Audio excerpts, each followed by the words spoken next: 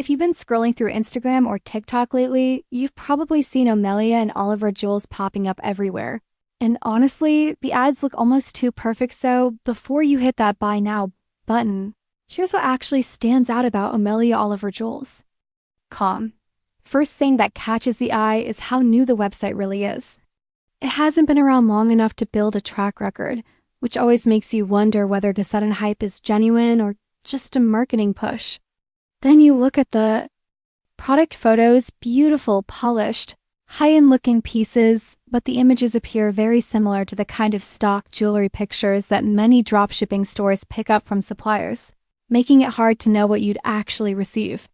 The pricing is another big eyebrow raiser. Heavy discounts, flashy deals, and limited time offers that feel a little too generous for jewelry that's supposedly premium.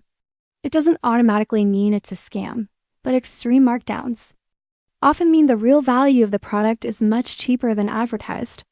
On top of that, the brand doesn't really give you much transparency. There's not much information about who runs the company, where the jewelry is actually made, or any verified details about materials, warranties, or return reliability. All these things together don't confirm anything bad, but they definitely don't give buyers the solid confidence you'd expect from a brand trying to become the next big trend.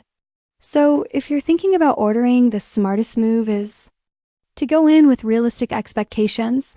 The brand looks trendy, the jewelry looks aesthetic, but the overall setup feels like something you should treat with caution instead of hype.